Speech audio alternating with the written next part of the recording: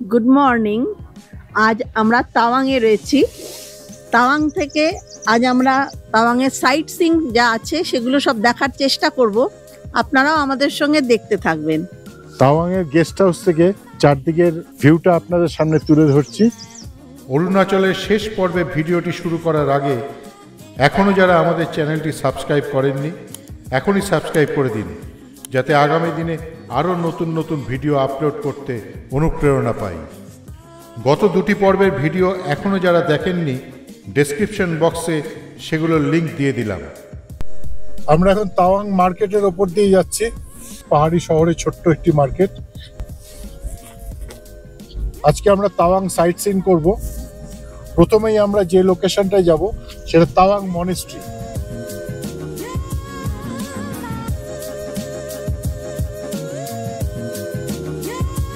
তাওয়াং মনেস্ট্রিতে আমরা এসে পৌঁছে গেলাম। তাওয়াং মনেস্ট্রিতে ঢোকার জন্য গাড়ি প্রতি 100 টাকার টিকিট কাটতে হলো। চলুন দেখে আসি ভেতরটা।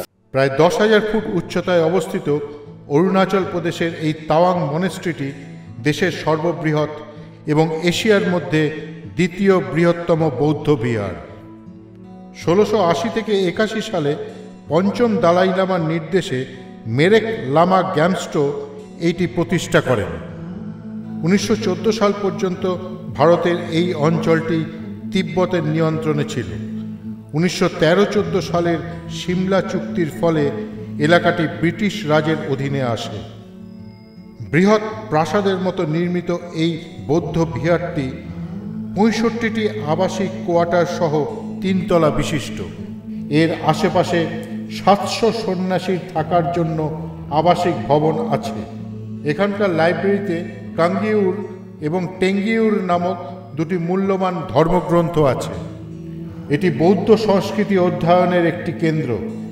এটি পেন্টিং, মুরাল, খোদাই, ভাস্কর্য এবং আরও অনেক কিছু দিয়ে চমৎকারভাবে সুসজ্জিত করা হয়েছে। 18 ফুট উচ্চতা বিশিষ্ট বুদ্ধের সুসজ্জিত মূর্তিটি এক কথায় অসাধারণ।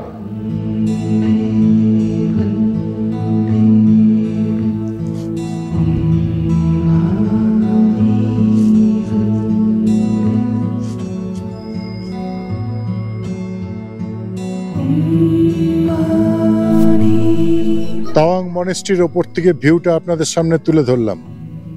আমরা এবার প্রবেশ করব মনেস্ট্রি মিউজিয়ামে। মিউজিয়ামে এন্ট্রি টিকিট পার হেড 20 টাকা। এখানকার মিউজিয়ামে ষোড়শ এবং সপ্তদশ শতাব্দীতে ব্যবহৃত নানা রকম দ্রব্য সামগ্রী ও বস্ত্র সংরক্ষিত আছে।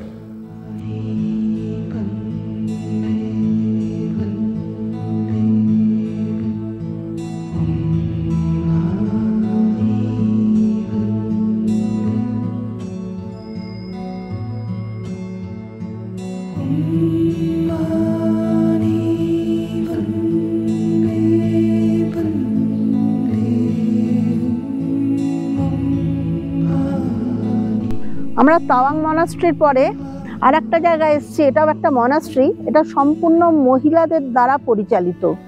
এই মনাস্ট্রিটাকে এখানে বলা হয় অ্যানি গুম্ফা। মনাস্ট্রির ভেতরটা দেখাই। এটি বম ডং চং গুম্ফা নামেও পরিচিত। এখানে একসময় প্রায় কিছুই ছিল না। 20 বছর আগে সরকারি সহায়তায় অ্যানি গুম্ফার কিছুটা উন্নতি করা হয়। তবে এর জন্য কোনো দাবি বা দরবার করেননি অ্যানি বা বৌদ্ধ সন্ন্যাসিনীরা। সাকুল্যে 50 জনেরও কম অ্যানিরা এখানে থাকেন। অ্যানিরা অধিকাংশই মংপা উপজাতির মেয়ে। 30 ফুট উচ্চতা বিশিষ্ট এই বিশাল বুদ্ধ মূর্তিটি তাওয়াং শহরের সমস্ত জায়গা থেকেই দৃশ্যমান হয়। জানা গেল এই মূর্তিটি 2015 সালে উদ্বোধন হয়। এখানে ফ্রিতে চায়ের বন্দোবস্ত আছে সকাল 10টা থেকে দুপুর 2টো পর্যন্ত, এবং বেলা 12:30 থেকে দুপুর 2টো পর্যন্ত ফ্রিতে লাঞ্চের বন্দোবস্তও আছে। এসে পৌঁছে গেলাম ওয়ার মেমোরিয়াল দেখতে। তাওয়াং ওয়ার মেমোরিয়াল হলো একটি বৌদ্ধ স্তূপ যা 1962 সালের ভারত চীন যুদ্ধে জীবন উৎসর্গকারী 2420 জন ভারতীয় শহীদদের স্মরণে নির্মিত। এখানে সন্ধ্যাবেলা লাইট অ্যান্ড সাউন্ড হয়। আমরা এখন লাইট অ্যান্ড সাউন্ডের টিকিটটা কেটে নিয়ে যাব। এখানে একটি মিউজিয়ামও আছে, যেখানে 1962 সালের যুদ্ধে ব্যবহৃত সরঞ্জাম সংরক্ষিত করা আছে। যুদ্ধের সময় এই ওয়াটার বটল, মাগ এগুলো সব ব্যবহার করা হয়েছিল 1962 ওয়ারে। হেলমেট দেখা যাচ্ছে, অ্যান্টি গ্রেনেড লঞ্চার, সেই সময় যুদ্ধে এটা ব্যবহার করা হয়েছিল। রাইফেল,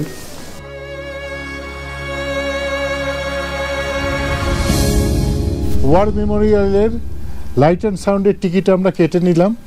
সন্ধ্যেবেলা এইখানটাতেই লাইট অ্যান্ড সাউন্ড হয়, আর টিকিটের দাম পার হেড 50 রুপিস। সন্ধ্যেবেলা লাইট অ্যান্ড সাউন্ড দেখতে আসবো, আপনাদেরও দেখাবো। এখন আমরা প্রবেশ করছি ষষ্ঠ দালাই লামার জন্মস্থানে।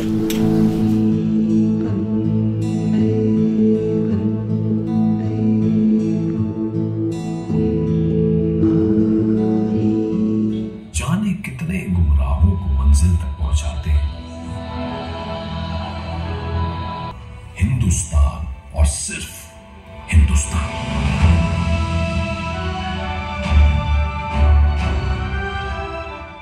Good morning. আজ আমরা এগিয়ে চলেছি তাওয়াং থেকে বুমলা পাসের দিকে। বুমলা পাসের উচ্চতা 15,200 feet. Bumla pass China border. পথে আমাদের পড়বে পিটিসো লেক, মাদুরি লেক, সেগুলো আমরা দেখে নেব। একটা ইনফরমেশন আপনাদের শেয়ার করে রাখি, এই বুমলা পাস যেতে গেলে আইএলপি ছাড়াও আলাদা করে একটি পারমিশন নিতে হয় এবং গাড়িও আলাদা নিতে হয়। এতদিন আমরা যে গাড়িতে ট্রাভেল করেছি বা যে গাড়িতে আমরা আবার ফিরে যাব, সেই গাড়িতে আমরা বুমলা পাস যাচ্ছি না। আজকে আমাদের সঙ্গে বুমলা পাসে যাচ্ছে কুঞ্জু, আমাদের ড্রাইভার। ফোন নাম্বার বলতে 8974664460। এই গাড়িটার জন্য আমাদের 5,500 টাকা লাগছে। সাথে থাকুন, বাকি সমস্ত ইনফরমেশন এবং জায়গাগুলো আপনাদেরকে দেখাবো।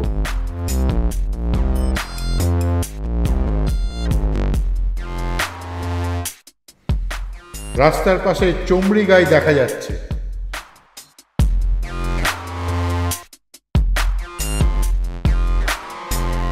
আমরা এই মুহূর্তে এসে পৌঁছে গেলাম পিটিসো লেক। এই পিটিসো লেকের উচ্চতা 12,000 ফুট। এই পিটিসো লেকের জলটাই সমগ্র তাওয়াংয়ে সরবরাহ হয়। বাকি দৃশ্যগুলো আপনাদের সামনে তুলে ধরছি। এটি একটি সম্পূর্ণ ন্যাচারাল লেক, অসাধারণ দেখতে, চারিদিকে পাহাড়ে ঘেরা, আর মাঝখানে এই লেক। এর সৌন্দর্য বলে বোঝানোর মতন নয়। যখন ঠান্ডার সময় থাকে তখন এই লেকের জলটা পুরো বরফ হয়ে যায়।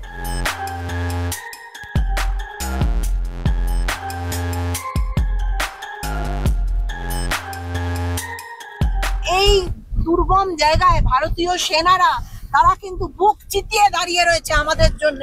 তাই আমাদের ভারতবাসী তাদের একবার বলা উচিত হ্যাটস অফ। নাগুলা লেক দেখা যাচ্ছে, কি অসাধারণ দৃশ্য দেখুন। ये पूरा हिमालय है না পিকগুলো कौन सा वाला? এই যে সামনে वाला हाँ हाँ, वो उसको बोलता है सुरुला, कोंगरला। वहाँ से नीचे जाएगा नीलिया, इधर से जाएगा बोमला, बोमला से आगे जाएगा यांगसी। অপূর্ব অপূর্ব, এ না দেখলে বোঝা যায় না, এ কোনো ভাষায় প্রকাশ করা যায় না। এগুলোকে চাইলেও ভিডিওতে বন্দি করা যায় না। এর এত অপরূপ সৌন্দর্য যা না দেখলে বিশ্বাস করা যাবে না। একেই বোধহয় বলা হয় নৈসর্গিক দৃশ্য। আমরা দেখছি আর মুগ্ধ হয়ে যাচ্ছি। পথের দুধারে এইভাবে বরফ দিয়ে মোড়া এক একটা পাহাড়, সত্যি আমরা অভিভূত হয়ে যাচ্ছি।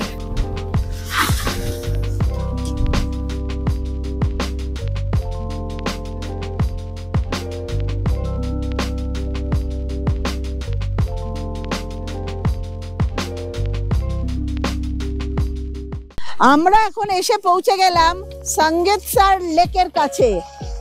এই লেকটি বর্তমানে মাধুরী লেক নামে পরিচিত। মাধুরী দীক্ষিতের কোয়লা সিনেমা শুটিং হওয়ার পর থেকেই এটি মাধুরী লেক নামে পরিচিত। চলুন আপনাদেরকে দেখাই। আমরা এখন ঢুকছি, প্রচন্ড হাওয়া এখানে, ঠান্ডাটা টলারেন্সের মধ্যে, বাট প্রচন্ড হাওয়া দিচ্ছে। মাধুরী লেকের উচ্চতা 12,165 ফিট। কেউ কেউ বলেন ভূকম্পনের ফলে এই লেকটি সৃষ্টি হয়েছে। ওহ, কি অদ্ভুত সুন্দর দেখুন লেকটা, এটা ভাষায় প্রকাশ করার মতন নয়। এই লেকটি সম্পূর্ণ প্রাকৃতিক উপায়ে সৃষ্টি। এখানে এসে একটা দোলনা পেয়ে গেছি, দোলনাতে বসে পড়েছি যথারীতি। এই সেই মাধুরী লেক, কি প্রচন্ড স্বচ্ছ জলটা দেখুন। এই লেকে প্রচুর মাছ আছে। চারিদিকে দৃশ্যটা দেখুন, কি মনোরম দৃশ্য।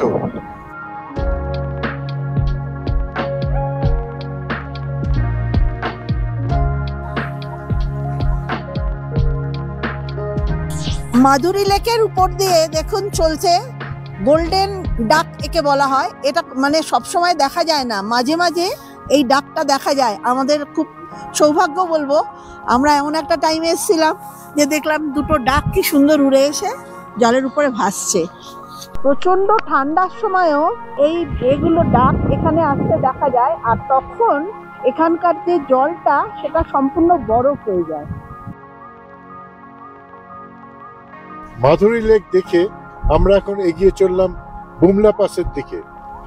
মাধুরী লেক থেকে বুমলা পাসের দূরত্ব 26 কিলোমিটার। মাধুরী লেক থেকে বুমলা পাসের দিকে যাওয়ার পথে এই অসাধারণ ঝর্ণাটি চোখে পড়ল।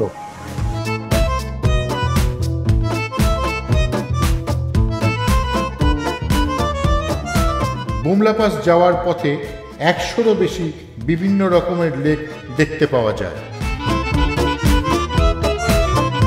বুমলা পাস হল চীনের তিব্বতের সোনা কাউন্টি এবং ভারতের অরুণাচল প্রদেশের তাওয়াং জেলার মধ্যে একটি সীমান্ত পাস। এসে পৌঁছে গেছি বুমলা পাস। বুমলা পাসের হাইট হচ্ছে 15,200 ফিট। বুমলা পাসে আসবার আগে যে রাস্তা, তার অপরূপ সৌন্দর্য আপনাদের আমরা দেখিয়েছি। এইবারে আপনাদেরকে দেখাবো বুমলা পাসের সৌন্দর্য, আপনারা দেখতে থাকুন। 1962 সালে চীন এখান থেকেই ভারত আক্রমণ করেছিল। 2006 সালে বুমলা পাসটি 44 বছরের মধ্যে প্রথমবার ব্যবসায়ীদের জন্য পুনরায় খোলা হয়েছিল। এখান থেকে তিব্বতের রাজধানী লাসার দূরত্ব মাত্র 24 কিলোমিটার। আমরা বুমলা পাসে গিয়েছিলাম, ওখানে আমরা ঘুরে এসেছি। ওখানে ফটো তোলা নিষিদ্ধ, কিন্তু ভারতীয় সেনা আমাদেরকে যেভাবে বুঝিয়ে দিলেন, সত্যি আমরা খুব গর্বিত যে ওনারা এখানে দাঁড়িয়ে সমস্ত ভারতবাসীকে প্রোটেক্ট করছেন।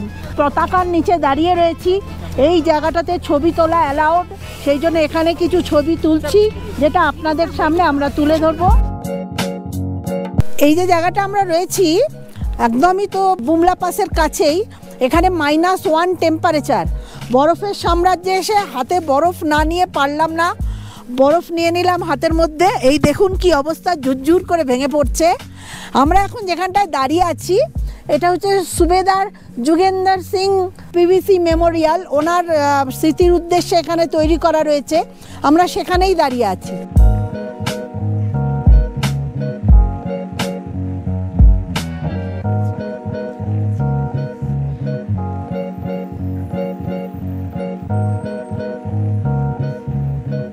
Good morning.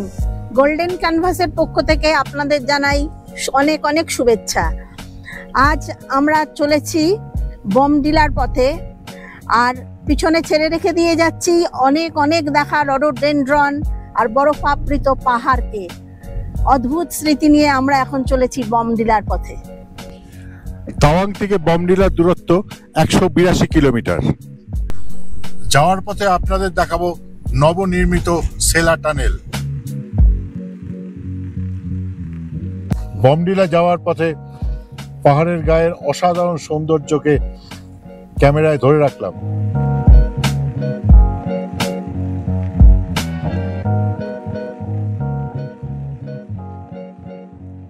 আমরা এখন সেলা টানেলের ভেতরে প্রবেশ করছি।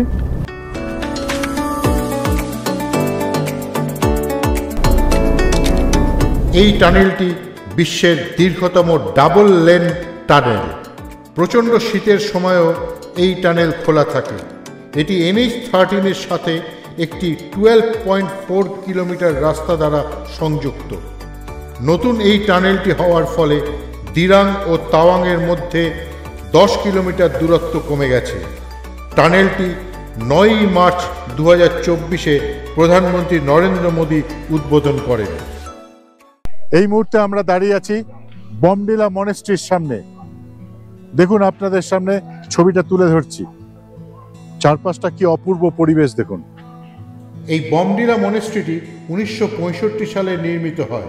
কি অপূর্ব এই ফুলটা দেখুন। অরুণাচলে এসে যে কত রকমের সুন্দর সুন্দর ফুল দেখলাম, মানে বলে বোঝানোর মতন নয়। কাশ্মীরে আমরা আপেল গাছে ফুল হয়ে রয়েছে এরকম অনেক দেখিয়েছিলাম, এখানেও আছে বিভিন্ন জায়গায়, কিন্তু এটা চোখের সামনে পড়ে গেল।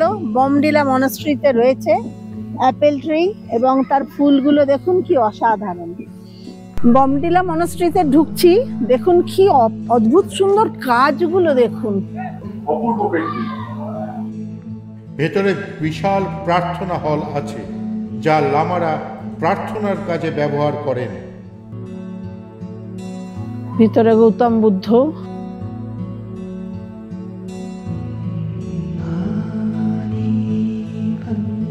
ছাত্রদের শিক্ষা শিবির চলছে।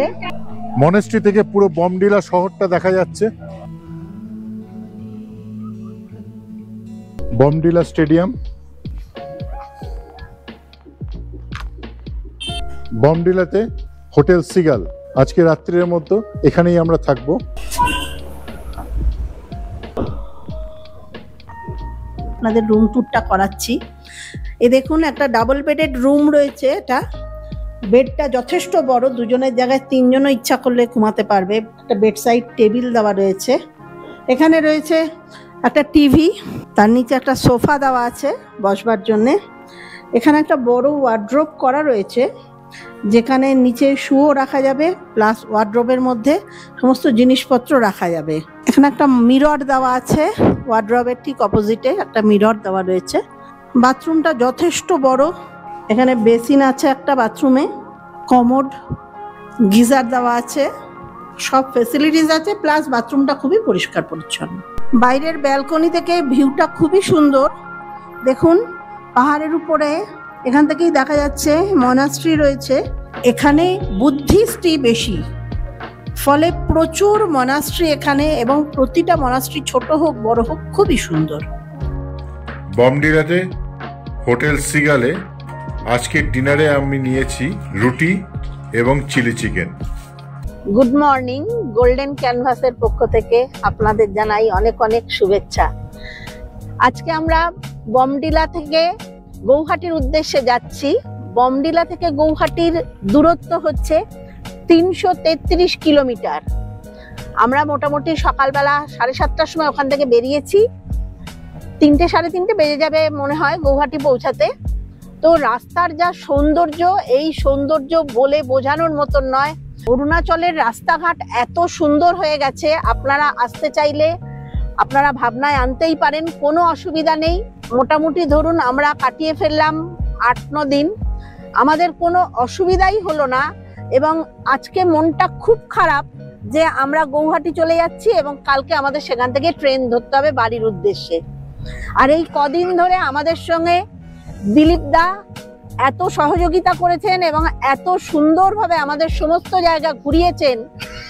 আগামী দিনে আপনারা যখন ঘুরবেন, আমি বলবো আপনারা ওনাকে কন্ট্যাক্ট করুন, আপনাদের খুব সুন্দরভাবে অরুণাচল ঘুরিয়ে দেবেন।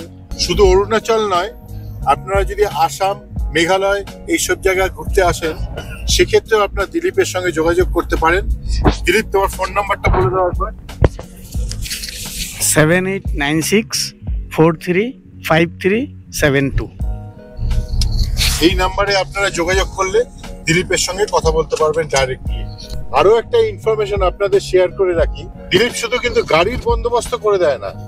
দিলীপের সঙ্গে যোগাযোগ করলে আপনারা ইনার লাইন পারমিট, হোটেল, সমস্ত কিছু ব্যবস্থা দিলীপ করে দেবে। অরুণাচল, আসাম, মেঘালয় আপনারা যখন ভ্রমণ করবেন, দিলীপের সঙ্গে নিশ্চিন্তে যোগাযোগ করতে পারেন।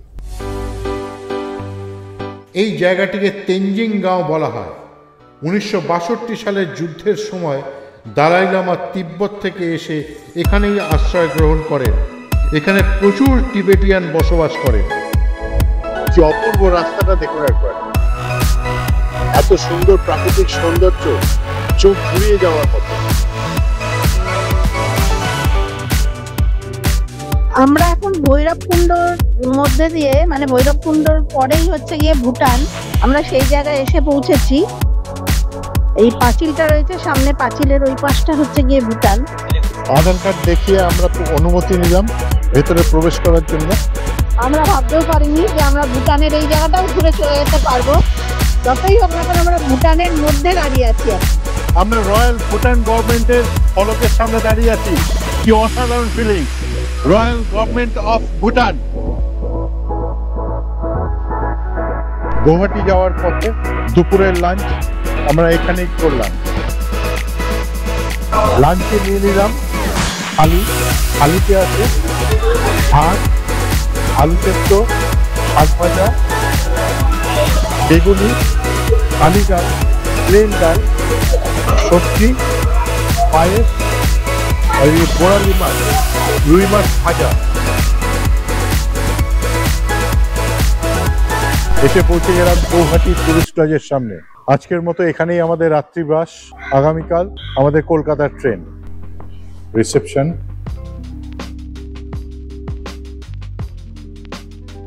বমডিলা থেকে আমরা এই মাত্র এসে পৌঁছালাম প্রশান্তি, এটা গৌহাটিতে, গৌহাটি টুরিস্ট লজ। তো এখানে আজকে আমরা রাত্রিরে থাকবো। এই ঘরটা হচ্ছে ডাবল বেডের একটা রুম, পরিষ্কার পরিচ্ছন্ন রুমটা। এখানে একটা সোফা দেওয়া আছে, তার পাশে রয়েছে টেবিল, ইন্টারকাম দেওয়া আছে সেখানে। ও পাশেও একটা বেডসাইড টেবিল আছে। এসি রুম এটা, একটা টেবিল দেওয়া আছে, চেয়ার, টিভি আছে, সামনে জানালাও আছে, একটা দরজা এখানে দেওয়া বারান্দা যাওয়ার। এই বারান্দা থেকে গৌহাটি শহরটার কিছুটা দেখা যাচ্ছে। এদিকে বাথরুম, বাথরুমে গিজার আছে, কমোড আছে, একটা বেসিন দেওয়া আছে। বেসিনের ঠিক উপরে একটা মিরর রয়েছে। একটা কাবার্ড দেওয়া আছে সামনে। এখানে একটা মিরর আছে, একটা মিরর দেওয়া আছে বড় সাইজের। ঘুরতে ঘুরতে চলে এলাম গৌহাটির পল্টন বাজারে। গৌহাটি স্টেশনের পাশে অবস্থিত এই পল্টন বাজারে সব রকম জিনিস আপনি পাবেন। এখানে নানা রকম প্রাইসের হোটেলও আপনি পেয়ে যাবেন। গৌহাটি রেলওয়ে স্টেশন, এখান থেকে 12টা 20 মিনিটে আমরা সরাইঘাট এক্সপ্রেস ধরবো। আজ আমাদের ফিরে যাওয়ার পালা। Guwahati Howrah Saraighat Superfast Express at number platform Royal Hyderabad. এবারের মতো অরুণাচল ভ্রমণ এখানেই শেষ করলাম। ভিডিওটা ভালো লাগলে লাইক, শেয়ার, সাবস্ক্রাইব করতে ভুলবেন না, যাতে আগামী দিনে আরও নতুন নতুন ভিডিও আপলোড করতে অনুপ্রেরণা পাই।